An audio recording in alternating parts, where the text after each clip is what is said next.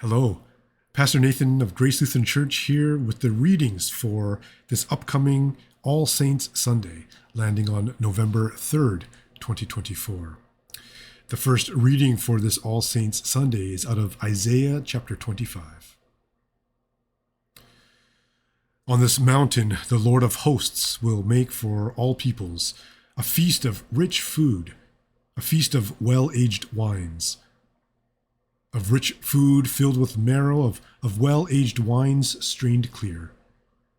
And he will destroy on this mountain the shroud that is cast over all peoples, the covering that is spread over all nations.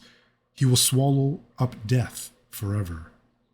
Then the Lord God will wipe away the tears from all faces, and the disgrace of his people he will take away from all the earth, for the Lord has spoken. It will be said on that day, "See, this is our God. We have waited for him so that he might save us. This is the Lord for whom we have waited. Let us be glad and rejoice in his salvation." The word of the Lord. Thanks be to God. And the psalm for this All Saints Sunday is Psalm 24. The earth is the Lord's and all that's in it, the world and those who dwell therein. For the Lord has founded it upon the seas and established it upon the rivers. Who may ascend the mountain of the Lord, and who may stand in God's holy place? Those of innocent hands and purity of heart, who do not swear on God's being, nor do they pledge what is false. They shall receive blessing from the Lord, and righteousness from the God of their salvation. If such is the generation of those who seek you, O Lord, of those who seek your face, O God of Jacob. Lift up your heads, O gates, and be lifted up, O everlasting doors, that the King of glory may come in. And who is the King of glory? The Lord strong and mighty, the Lord mighty in battle. Lift up your heads, O gates, be lifted up, O everlasting doors, that the King of glory may come in. Who is this King of glory? Truly, the Lord of hosts is the King of glory. Psalm 24.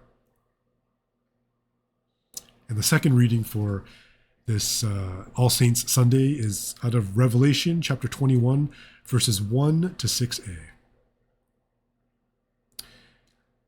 I saw a new heaven and a new earth, for the first heaven and the first earth had passed away, and the sea was no more. And I saw a holy city, the new Jerusalem, coming down out of heaven from God, prepared as a bride adorned for her husband.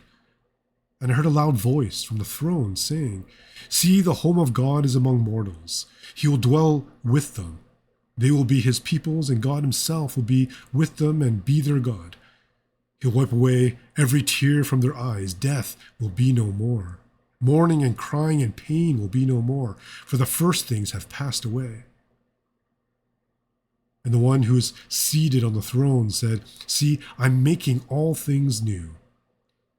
Also he said, "Write this, for these words are trustworthy and true." Then he said to me, "It is done. I'm the Alpha and Omega, the beginning and the end." The word of the Lord. Thanks be to God. And the gospel for this All Saints Sunday is out of John chapter 11, verse 32 to 44. This is the Holy Gospel according to John. Glory to you, O Lord. When Mary came where Jesus was and saw him, she knelt at his feet and said to him, "Lord, if you had been here, my brother would not have died."